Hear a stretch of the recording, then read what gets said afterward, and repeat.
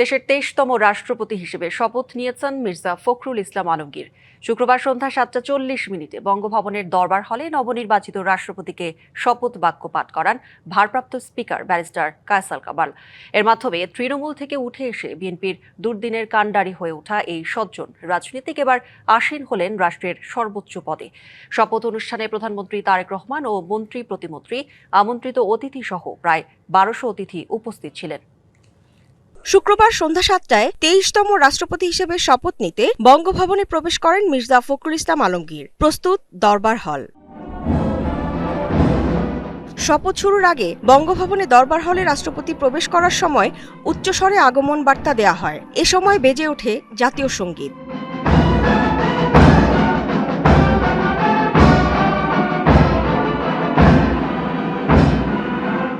প্রধানমন্ত্রী তারেক রহমান সহ অতিথিরা জাতীয় সঙ্গীত শেষ হওয়া পর্যন্ত দাঁড়িয়ে সম্মান জানান। পরে অনুষ্ঠান পরিচালনার জন্য মন্ত্রিপরিষদ সচিব নাসিমুল গনি রাষ্ট্রপতির অনুমতি চান। এরপর পবিত্র কোরআন থেকে তেলাওয়াত হয়। নগদ নিয়ে এলো হার না মানা হার অফার।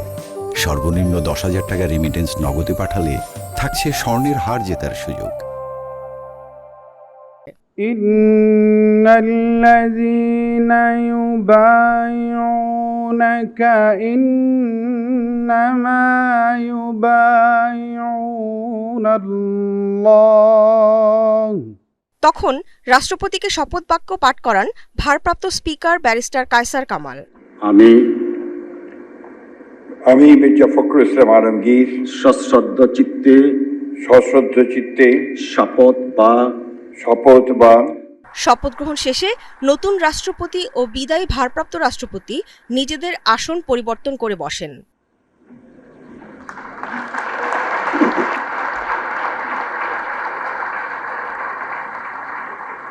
শপথ গ্রহণ অনুষ্ঠান শেষে ৪ মন্ত্রী ও ২ প্রতিমন্ত্রীকে শপথ পড়ান নতুন রাষ্ট্রপতি মির্জা ফখরুল ইসলাম আলমগীর। শপথ বা দৃঢ়ভাবে ঘোষণা করিতেছি যে